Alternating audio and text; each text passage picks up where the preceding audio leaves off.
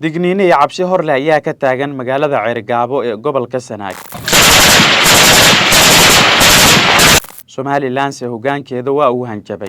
waa isu noolaa ninkii wax isbidaya dagaal doonayo waa ka dhalgelina haddii la yiraahdo nabad hadaa diiday. Halka SSC qaatumana ay wacad ku mareen in guud ahaanba ay cirib tiri doonaan Somaliland ciidankeeda ku sugan magaaladaasi. Dhimashada waa ay sii kordhaysaa gurmadka dhinacyadan gaaraya ee maleeshiyaadka ku sugan degmada Ceergaabo ee labada dhinacna waa ay sii kordhayaan. Noqon daawadaha ugu horeeya ee xogaha wararkeena daawade aragtidaada qaybta hoose commentiga kaga soo dhiibo. Magaalada Ceergaabo ee gobolka Sanaag oo wararka naga soo gaaraya ayaa sheegaya in halkaas ay ka taagan tahay cabsi xooggan oo la xiriira in dagaal qaraar halkaas uu ka dhaco maadaama ay ka taagan tahay xiisad u dhaxaysa Somaliland iyo SSC qaatuma. Waxa la isku hayaa dhul ku yaala deegaanka halkaas oo labada dhinac kasta uu ku doodayo in maamulkiisa uu hoos imaanayo isla markaana isaga uu ka ariminayo. Ilaa 4 qof ayaa saacadii ugu dambeysay xiisadan la sheegaya inay sababtay dhimashadooda. Waxaase jira gurmad dhinacyadan gaaraya. Laascaanood iyo deegaano kale oo hoos yimaada maamulka SSC qaatuma ee dhawaan ka go'ay hoggaanka Somaliland ayaa halkaasi waxay isugu geenayaan cudud ciidan.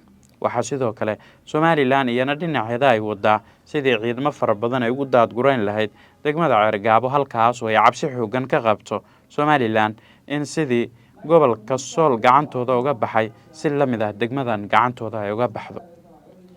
Waxaa jira in madaxweynaha Somaliland Muuse Biixi Cabdi uu ku hanjabay dagaal isagoo oo sheegay in cidda dagaalka u biratuminaysa iyada uu ka shalayn doonto sidoo hadalka u dhigay. Wuxuu ka sheegay goob fagaara ah oo uu ku sugnaa oo maanta lagu soo dhaweeyay. Muuse Biixi Cabdi waxa uu ka gaabsaday guud ahaan jiritaanka waxa loogu yeeray daandaasiga Somaliland ay ku hayso deegaanada SSC qaatuma oo xalay shirki golaha wasiirada maamulkaas laga soo saaray in Somaliland ay uga digayaan daandaansi la xiriira dhulka deegaanada SSC qaatuma.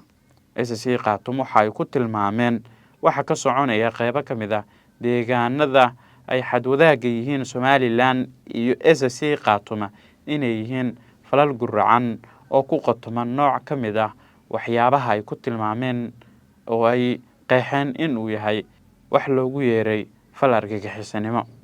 Waxaa weli isa soo taraya baaqyada loo jeedinayo dhinacyada halkaasi ku sugan. Waxaase beelahan oo ka soo kala jeeda dhulbaanti iyo garxajis loogu baaqayaa in xiisadan ay dejiyaan, qaboojiyaan, isla markaana ay ka fikiraan dhiiga daadanaya. Wasaaradda Arrimaha Gudaha Dowladda Federaalka Soomaaliya wasiirkeeda oo war qoraal ah soo saaray ayaa fariintan diray. Wuxuu sheegay in looga baahan yahay dhinacyada halka ku sugan inay nabadda iyo wadajirka ay ka shaqeeyaan. Somaliland iyo SSC qaatuma ayaa maalmihii ugu dambeysay waxa ay u muuqdeen labada dhinac inay isku biratumanayeen. Waxaase markan cabsi xooggan laga qabaa in dhinacyadan fooda ay isdaraan dagaal qasaaro badan dhaliyana deegaano ka mid ah SSC iyo Somaliland ay martigeliso maalmaha soo aadan. Wixii warar ku soo kordha halkan ayaad kala socon doontaan. Nabadgelyo.